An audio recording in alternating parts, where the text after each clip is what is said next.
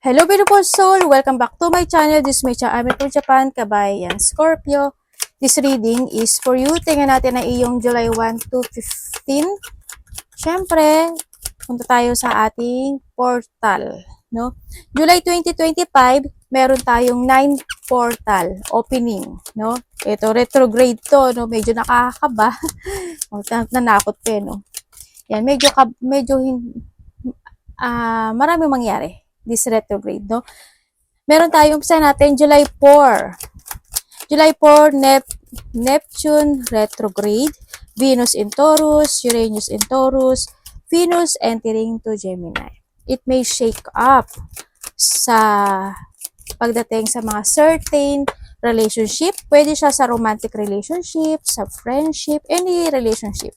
Pwede may mga malalaman ka or pwede rin magkakaroon ng mga conflict o hindi mga pagkakaintindihan, malaki man o maliit yan. May mga ikakabigla mo. Magkakaroon ng realignment dito. And then, dito rin mapapasok yung isang sitwasyon sa buhay mo na kung kailangan pa bang ipagpatuloy, ganyan. May mga ganun sitwasyon. Yung mga bagay na iisipin ka at this time.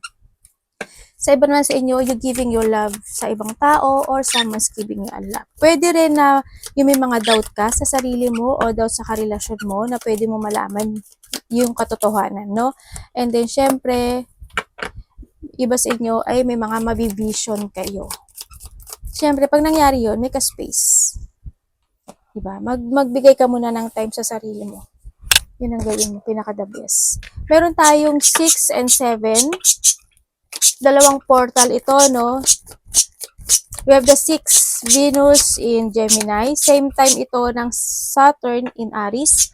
And the 7 of July is Uranus enter into Gemini. You're gonna find something creativity. May mga mag-sparkling sa'yo, ibig sabihin, no? O kaya, you're gonna find romantic side of yourself sa iba sa inyo. Maari may mga gusto ka na, anak, hindi pwede yan. May mga gusto ka na i-create. Halimbawa, gusto mo mag-business, magkakaroon ka ng mga idea. Sa mga pagbabago, may mga babaguhin ka sa sarili mo. Ganyan. Magkakaroon ka ng mga ganong situations. Sa mga iba naman sa inyo, siguro ito rin yung time na kailangan mong mag-meditate, mag-me time, o lumabas ka with your own para mas ma-download mo kung ano yung mga bagay na gusto mo i-create o gawin o pagpasyahan into your life. Yan, araw-araw mong gawin yun. And syempre, merong nangyari in the past, in the 1948, no? Nangyari in the past, last 1948 na maaaring maganap this year. Ang tagal niya, no? Pero ngayon lang siya uli magaganap. Yan. May mga feelings na nostalgia, ganyan. May mga sitwasyon na mabivision ka. Siyempre, may mga dreams of a past life. O, di ba? Medyo excited. Hindi ba kayo na-excite? Kasi, madidream nyo yung past life na kung sino kayo at kung ano kayo. May mga unfamiliar situation din ako na nakikita or sinasabi na ng portal na may mga unfamiliar situation happen or maybe sa dreams sa iba sa inyo. Pati yun nakita. Magkakaroon ka ng reconnect magkakaroon ng reconnect. Kaya ang pinaka-the best dyan is maglagay kayo ng ballpen o ng note sa tabi ng inyong higaan para yung mga dreams nyo is maisulat nyo kaagad kasi in a second pwedeng mawala na yung sa isipan mo. Diba? Para masulat mo kaagad. Tapos para malaman mo, i-connect mo lang yun. Kasi magkakaroon kayo ng dreamings. Maring madream mo yung past life mo, ganyan. Dun ka makakakuha ng idea para malaman mo kung ano ang purpose mo in this situation. Yung sa ngayong meron ka ngayon. Diba? Hindi ba excited? Ako na-excited ako sa excited nga siya. Pero mo malalaman mo, ay, dati ganun pala ako. Ibig sabihin yung purpose ko ngayon, ganito dapat. Diba? Mas good yun. Diba? Eh, syempre, sa mga panahong ito rin, diba? Ito rin yung mga time na pwede kang magkaroon. Ilan na ba tayo? Dala ko ng daldal. Pwede kang magkaroon ng mental breakthrough, spiritual breakthrough, at syempre awakening during this portal period, no? Yung sa mga particular na portal period na to. July 10, ito na yung interesting. Siyempre, full moon in Capricorn. Ito na yung magkakaroon sa'yo ng mga reflection sa mga pinagagawa mo sa nakaraan, no?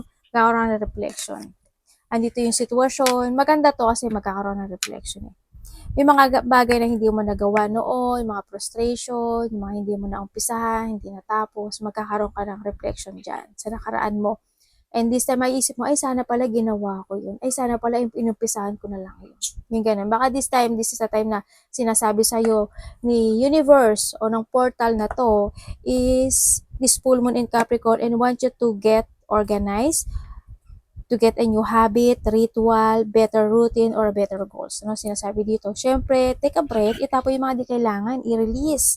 No, let go, make a plan, clear sa space, o magkaroon ka ng mga bagong routine this time, no, pinaka-good din kasi yun. Syempre, we have the July of 11, Juno direct Scorpio. Hindi ako nananakot, pero medyo may kabalang. Ito yung mga panahon na pwedeng also July 2025, ganun. Ito yung mga panahon na pwedeng magkaroon ng shifting. Maybe sa relationship, in any relationship, ganyan. This month, July, is a lot of happening tulad ng sinabi ko kanina, lalo na sa isang relationship. Relationship, marami kasi klase ng relationship, di ba? May mga secret na pwedeng ma-reveal, pwedeng magkaroon o mauwi in a breakup. Maiisip ka no? Sa panahon ito, kailangan nyo maging open up. Sabihin mo yung gusto mo, sabihin mo yung ayaw mo, sabihin mo yung gusto mo. Yung nararamdaman mo. At ganoon din yung partner mo. Para ma-prevent or maiwasan yung breakup. Reflect what you want or understanding what you really want in life, no? Magpakatotoo ka. We have the July of 13, this is Saturn retrograde. Ito yung time na ipo-force ka no? Ipo-force ka to settling to a good foundations in life. May mga bagay na you need mong magkaroon ng bagong simula or mag-back to the basic ka. Kumbaga mag-resetting ka, back to the basics, start a new beginning, simulang muli, pagsisimula, may mga ganong sitwasyon. Halimbawa sa pagsisave ng money, di ba? Kung dati hindi ka nakakaipon, this is the time. Sa iyong pagda-diet, halimbawa lang to sa health, sa relationship, or into your business. Pag nagkaroon ka on your back to the basic, August to September, a good result is coming sa'yo. Let's go na sa reading mo, no? Mari makaka-receive ka ng advice from your friend or you giving advice or vice versa tayo. Dealing or relationship with a man. Maaring itong taon na to magbibigay siya ng advice or you giving advice dito sa taon to. Maaring ikaw rin ito, no? Or someone into your life. Uy! You have the two faces. Maaring itong taon na to or maybe a friend na nagiging poker face. Yung mga doble cara, no? Sa inyo. Or maybe hope hindi naman ikaw to, no? Pero siguro a friend na doble cara ang face, di ba? Kumbaga pag nasa harapan mo maganda ang ano niya. Basta ganun. Work achievement and success, no? Yung sinasabi dito na maaaring may mga bagay na nagti-take advantage ka na o you need to take advantage, no? You give it a work kasi kung mag-advantage ka sa sitwasyon mo ngayon, is may mga success achievement ka na makakamit. Good yan, no? Umpisahan mo to sa nakikita ko dito. And syempre, when it comes dito sa two faces, sa nakikita ko dito, maaring, maaring iba sa inyo may psychic abilities or malakas yung intuition or malakas yung pakiramdam mo, no? Na may mga tao, kumbaga advanced ka, kumbaga napagdaanan mo yung mga panahon na yun, o kilala mo na siya, o nababasa mo siya, maaring gano'n, no? Sa mga tao na nagiging peke talaga. Affair with your family. Ayan. Siguro handito na rin yung spiritual awakening or handin yung growth when it comes to your family or maari din na a family relationship din also to, no? So nakita ko dito. Pero maganda kasi si puno. Pero lumabas kasi ito si two faces na ibig sabihin either ikaw or someone into your family, pwede rin siya kasama sa trabaho, no? Kasi andito si achievement, na may mga tao na hindi nagiging good ang energy. Yan na nakita ko sa inyo. Siyempre, meron tayong victory in Psalm 84. Congrats ko sa mga aspeto ng buhay mo yan, anak. Panalo, pupunta ka lang kay mami para pupuan mo, baluga ka. Yan. Or maybe you are related to Aries din. Yan. Congratulations ko sa amang victory yan. No? Maaring sa health issue mo, maaring sa work mo, maaring sa pera mo, or maybe you achieving something into your life. Maaring ganun sa iba sa inyo. No? Tingnan natin na iyong energy.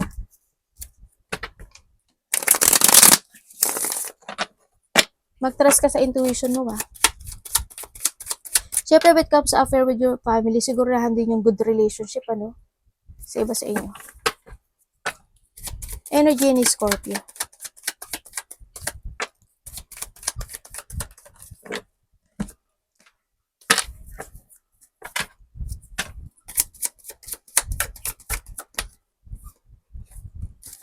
Okay. Okay, when it comes, ay baluga. Okay. Okay, ang energy mo sa ngayon, na nandito ka sa sitwasyon mo, alam mo minsan kasi, if you care sa isang tao, at naunahan ka ng emotions mo, dumadating yung time na ikaw yung nagiging talo. Alam mo yung because of the caring ng isang tao o kinikare mo yung isang tao, pinapahalaga mo yung isang tao, at the end, nasa sa'yo, ikaw yung nagkakaroon ng emotion. Kumbaga, ikaw yung nalulungkot, ikaw yung natatalo, ikaw yung nagiging weak. Yun ang nakikita ko sa iba sa inyo, no? Siyempre, ang energy mo this time, may mga thinking, no? Siguro, you are more on thinking to yourself, mas more ka mag-iisip, magkakaroon ka ng may mga didesisyonan ka na, may mga iisipin, kumbaga may mga new idea, new opportunity, or may mga iisipin ka ng mga bagay-bagay o sitwasyon kung paano mo mapalago ang sarili mo, mapalago ang business mo, mapalago ang pera mo, mapalago ang stability mo, no? Also, handle rin yung sitwasyon na mas more kang mas more on thinking, sana wag ka matalo ng emotions, sa dito. Sana wag naman. Pero sa ngayon is siguro, it's more on thinking of developing something into your life. Yun ang nakikita ko sa iba sa inyo. Yan, may mga i-develop ka na. May mga i-renewal ka na o may mga sitwasyon na magkakaroon ka na ng mga new idea sa iba sa inyo. Yun. Andito na rin yung pagpapahalaga sa sarili mo, no? Yan. Siguro, maisip mo na I'm worthy, ganyan. I need to start a new beginning in life. Kailangan i-cut ko na to. Kailangan alisin ko to. Kailangan i-withdraw ko na to. May mga ganun. May mga panimula. Kasi andito rin si the Fool. Ibig sabihin, may magkakaroon sa iyo ng mga pagbabago na this time. Tingnan natin anong parating sa iyo. Also, ang parating, meron din ako nakikita ditong abundance. Renewal abundance or siguro andito ka na sitwasyon mo na more on idea. Yun ang nakikita ko sa'yo. More on idea. More on, or magiging very devoted ka to develop something into your life. Kung sa mga aspeto ng buhay mo yan. Parating kay Scorpio. You show me.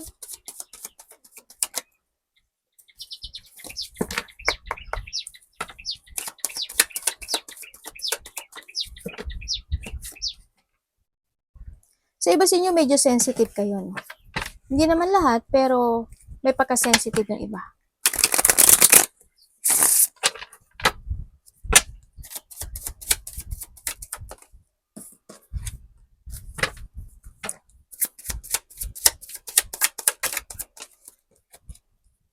Okay. Ano kasunod nito? Ano ba yun? Ano pong kasunod nito, universe?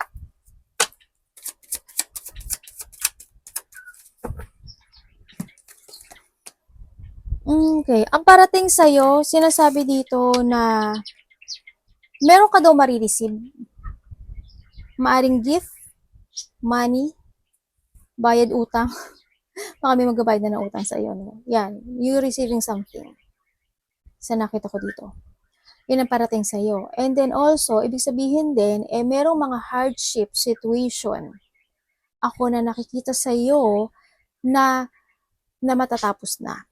Ibig sabihin magkakaroon ka ng acceptance at parang nandun ka sa sitwasyon mo na you learn in that situation, no? Sa sitwasyon na yun, na parang natuto ka na.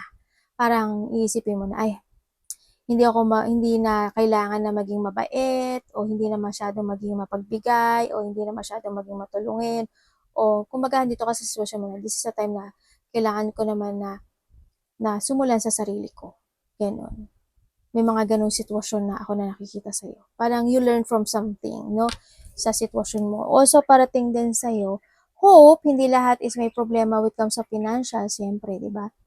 Pero nakikita ko naman, you try to make it balance yung meron ka sa ngayon. Parating din sa'yo, also, may makikipag-usap ata sa'yo, or maybe someone want to share something goal, may mga collaboration, merong partnership, merong dealing, or meron akong nakikita dito na this is a time na maaring magpo-focus ka to chase your dream this time. Marami kang gagawin sa iba sa inyo, may mga i-evaluate kayo, may mga bagay na mga multiple tasking, may mga multiple priorities ka na gagawin this time, sa nakikita ko sa'yo. May mga po-focusan ka na this time. Sa iba sa inyo, ha? Kunin mo lang yung sa'yo doon. Sa nakita ko dito. Yun ang mga parating sa iyo. And also, syempre, iba sa inyo, hindi ko alam kung may tinutulungan ka o may tutulungan ka o may hihingi ng tulong sa'yo. Na may tao kasing maaring, hindi ko alam kung anong meron siya, may sakit ba siya, parang gano'n. Parang may sakit, may pagtulong may sakit o may nararamdaman siyang sadness, hardship, ako nakikita, yun. May taong may sakit sa no? May taong may sakit, masakit ang ulo, paa, parang gano'n, or bladder, kidney, cancer. Sana hindi ko ito. Yun ang nakikita ko dito. Tingnan natin ang dapat iwasan.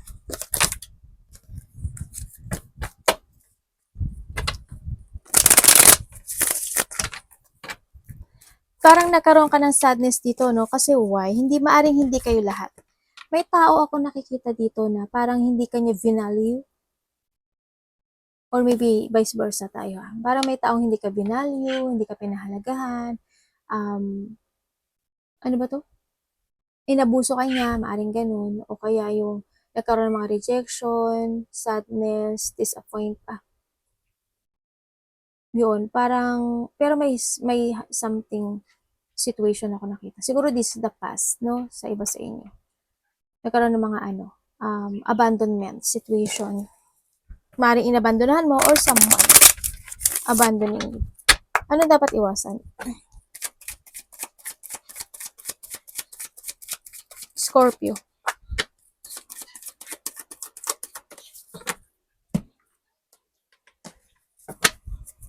Alam mo ba may nagmamatsyag sa'yo or maybe ikaw to, ha?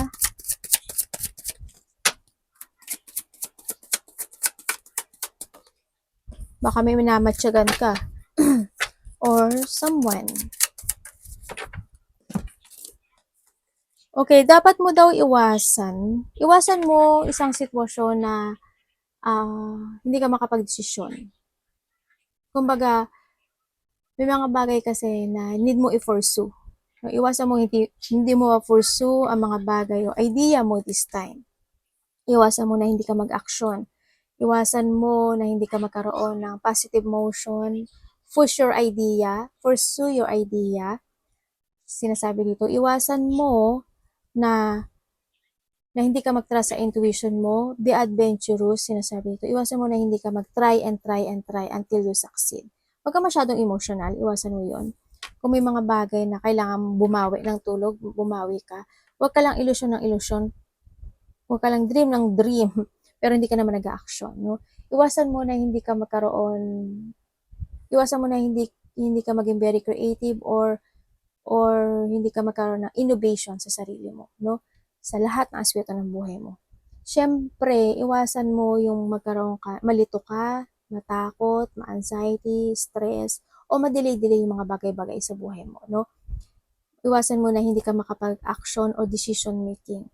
iwasan mo rin yung ma-very overwhelming ka sa mga information na meron sa'yo kasi pwede yun na hindi maging maganda yung result, no? Sa nakikita ko dito, mag-trust ka sa intuition mo.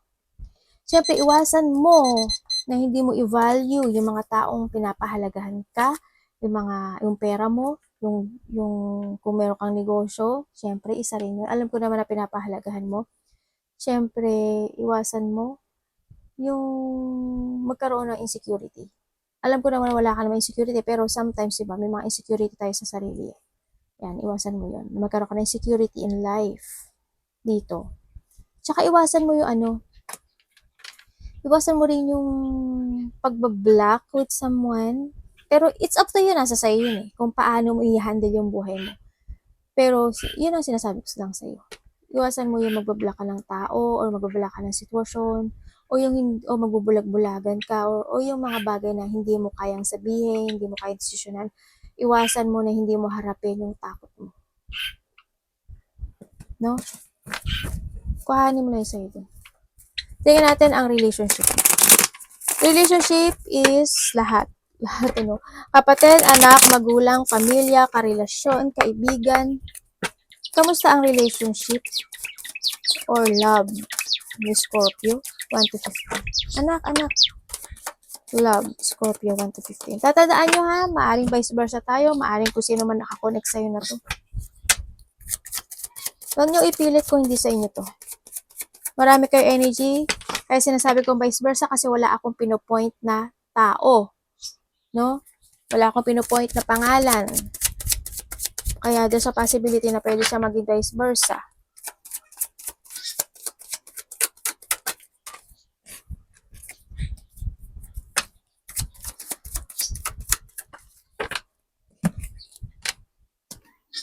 Okay, when it comes sa relationship, Aquarius, Gemini, Libra, Pisces, Cancer, Scorpio, Taurus, Virgo, and Capricorn. Maaring, meron lahat na nandito. Lahat na nandito. Pwedeng related siya sa mga kapatid mo. Pwede siyang related sa mas nakakabata sa'yo or sa kasama mo sa trabaho, sa iba sa inyo, no? Ipasok mo yung sarili mo. Meron tayong Aries, Leo, Second, lahat ng element na nandito. Okay, when it comes dito sa relationship na to, kung kayo is nagkaroon ng pag-aaway or nahandi yung sitwasyon na nagkaroon ng pag-letting go pero nagkaroon ng conflict, nagkaroon ng competition o hindi nagkasundo. Naging very defensive ang isa. Nagkaroon ng third party rin sa iba, no? If ever sa iba sa inyo. Maaring itong taon to or maaring ikaw is magkakaroon sa inyo ng reconciliation or itong taon to is makikipag-usap sa iyo. Yun ang nakikita ko dito. Baka bigla siyang kumonek sa'yo in last week or this week sa iba sa inyo. Yun. Magkakaroon kasi parang either magbabati kayo o gusto niya makapagbati sa'yo or reconciliation to or pag-uusap pa kasi gusto niya ng new beginning sa iyo. Itong tao na ito. Hindi ko lang maintindihan bakit siya nagja-jungling sa buhay niya, no? Ganyan. Siguro, handun yung sitwasyon na naguguluhan siya kung paano siya o-connect sa'yo. Maaring ganun. Maaring makaka-receive ka ng text message sa kanya. Or maaari sa mga nasabi ko na element ay makaka-receive ka ng text message or communication, no? Sa iba dito, a person who is in a distance. Maaari nasa ibang bansa, nasa ibang malayo sa'yo. Ganyan. Kuhanin mo lang yung sa'yo doon. Yun. Kung sa mga nagkahiwalay, ganun na. Kung kayo is single, meron naman tao dito na mas bata sa'yo na maaaring may makikilala ka. Taong mas bata sa'yo. Sa iba naman, kung kayo is in relationship nitong tao na ito, no? Isa kasi maaring childish or medyo immature, maaring isa sa inyo ganun. Isa naman dito medyo matured na rin kung mag-isip. Pero hindi ko lang alam kung ikaw or siya may mga iniisip siya na problema. Ganun ang nakikita ko. Vice versa. Pero, ang nakikita ko dito,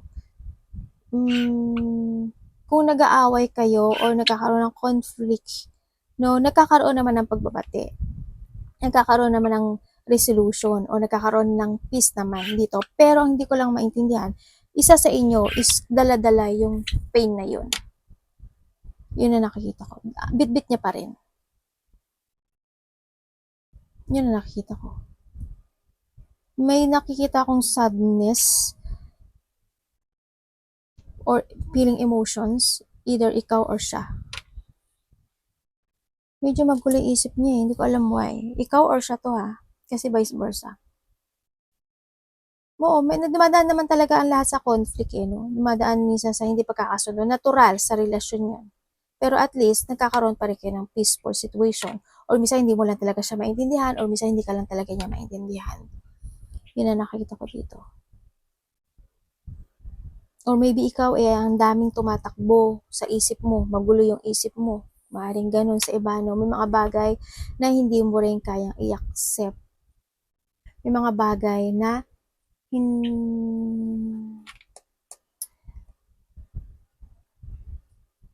may mga bagay na ano eh, na siguro mga bagay na gustong solusyonan, pero ang ginagawa ay nagja-jumping na lang. Maaaring ganun sa iba, sa inyo. Meron tao ditong hot and cold, ano? Sala sa init, sala sa lamig. Mga ganun. Tingnan natin ang iyong money. Money ni Scorpio.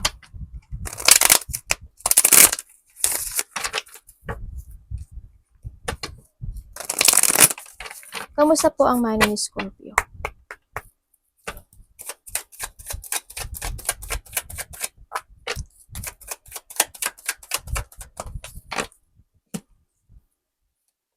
Uy.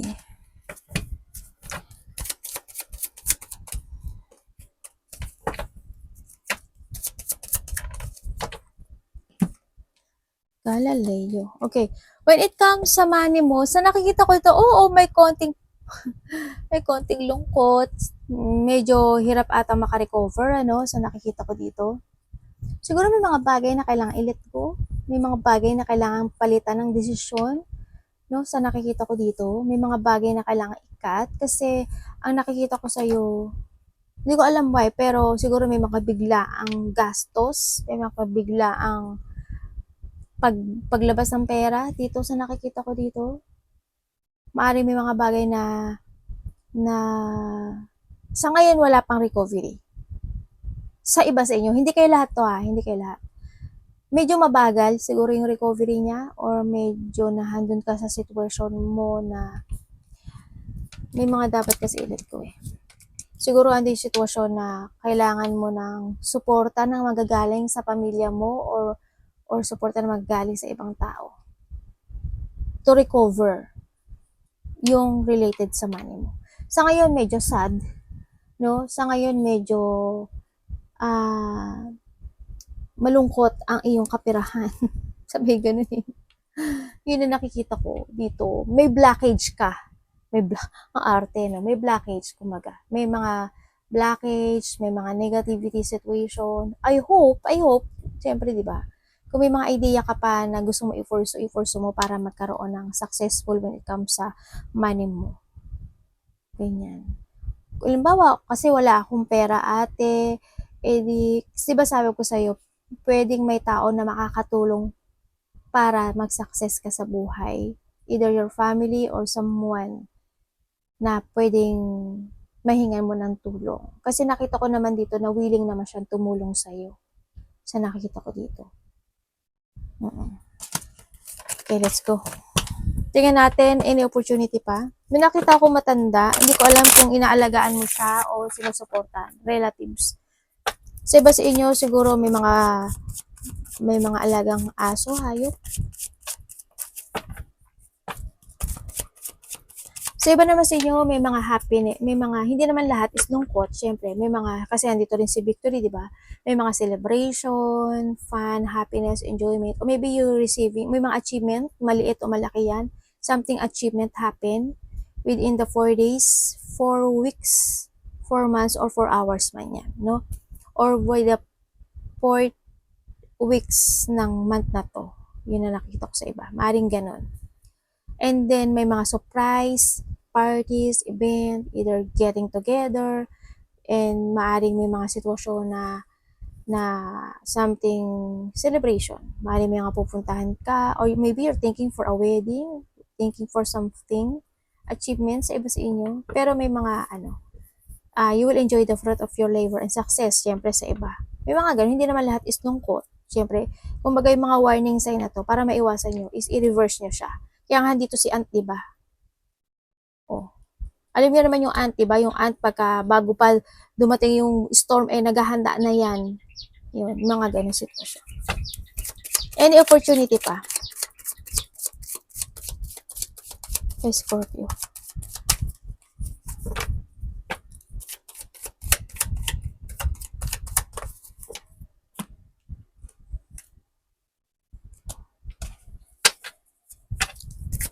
Seven of Cups.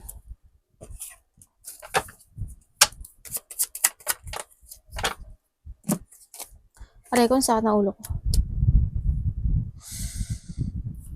Okay. Ang opportunity sa'yo, you feeling trapped. Sumakit yung ulo ko You feeling trapped, sa nakikita ko dito, parang may gulo. Parang may gulo na mangyayari. Maybe this is the past, or may gulo na magaganap o mangyayari. No? Parang matatrap ka, or there's a feeling trap situation. Ako na nakikita sa'yo. May burden. Hope. Tapos na to. No? O maaring mariremanizing mo lang yung mga nangyari in the past. Diba na maaring may mga nakaaway ka, may mga hindi ka nakasunduan, may mga sitwasyon na hindi ka nagkaroon ng burden, may mga bagay na mga nawala, ganyan. May nakikita kong losing something valuable sa'yo. Aring ganun. Any situation, maaring sa iba is mahuhulugan kayo ng mga mahalagang gamit, cellphone, any sitwasyon. Sa iba sa inyo is may mga pagnanakaw, no? Sa nakikita ko dito. And then, meron ka daw mga bagay o sitwasyon, maybe the past na to sa iba, may mga bagay o sitwasyon na nagkaroon ka ng maling desisyon sa buhay. Yun na nakikita ko dito. May mga bad decisions happen. Sa iba naman sa inyo, sabi ko sa inyo is overwhelming by a choices. Ito, no? Ganyan. Mag-iingat kayo sa mga ganun. Kasi pwede yun yung ika-stress nyo eh. No? Mag-trust ka lang sa intuition mo. Yan. Sana tapos na yun, ano, yung mga gulo or away, very defensive, conflict, disagreement, battle, tension, pagkairita, or conflict malaki o maliit, or mga magtatas ng ego, very defensive, lack of cooperation, may mga ganun sitwasyon. Sana tapos na yun at walang mangyaring gulo. Siyempre, andito din nakikita ko sa iyo dito na magkakaroon ng, andito ka na sa sitwasyon mo eh. Yung iba sa inyo is you're releasing yourself dun sa bagay na yun. You're releasing yourself sa mga stress, anxiety, depression. Kung napofocus ka sa nakaraan, this time is you're releasing yourself at magkakaroon ka na ng calm situation this time. Sa iba sa inyo, gano'n. Sa iba, medyo hope, malakas sa inyo. No? Kasi nandito na rin si releasing. No? Yung mga anxiety, depression. Kumbaga, you're going to a calmness situation. Parang ilelet ko muna yung, or need to let go yung mga anxiety. Pagbabalik ng confidence mo din sa nakikita ko dito, siguro andito ka na rin sa sitwasyon mo na because of the overwhelming choices in life or bad decisions happen in life sa nakaraan, maring this time is, alam mo yung parang ahas na magpapalit ka ng bagong skin, ganon. Para magkakaroon ka ng bagong ikaw, maring ganon, no, sa nakikita ko sa'yo dito. May kumbaga, it's more on katahimikan. Magiging tahimik yung mundo mo na this time. Magkakaroon ng mga recovery, no? Or maaari makaka-recover ka na, or need to recover. Siyempre, yung iba naman sa inyo dito, may tao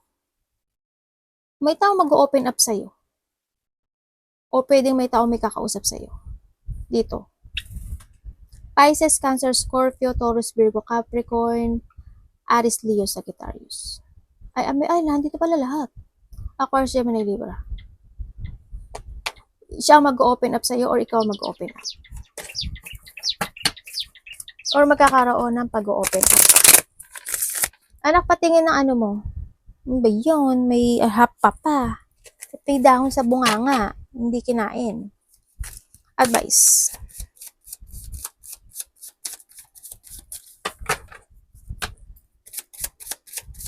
May re-release po daw yung worrying mo, oh, sabi dito.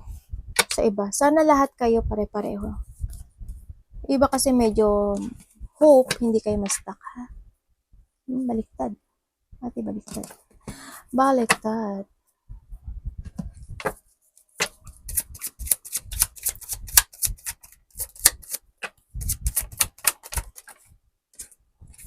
Advice.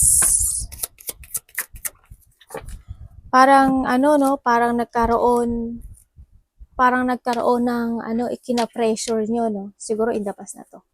May mga pressure ata kayo in the past. May mga bagay na hindi naging maganda in the past. Okay, ang advice sa'yo, mag-focus ka daw sa sarili mo, trust your intuition, listen to your inner voice, you need to commit sa mga bagay na need mo i-develop.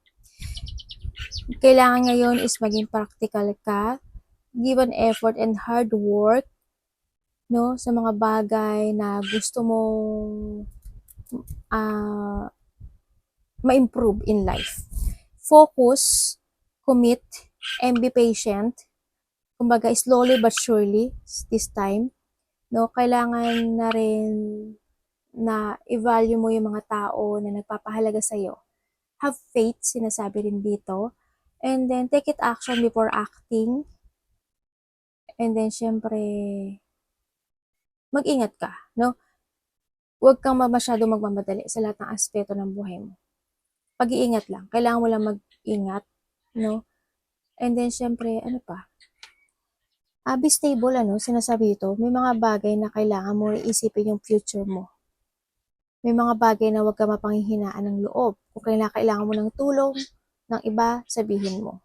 Hindi nakakabawas ng ego, no? Yun ang sinasabi dito. Ngayon, maging practical ka na or be practical. And have faith lang, have faith. Sinasabi dito. I-value mo yung mga bagay o sitwasyon na meron ka sa ngayon. No? Mag-focus ka to improve something into your life, ha. Maging dedicate ka sa mga goal mo this time. Calm and still. And syempre, be grounded. Arigato namaste. God bless.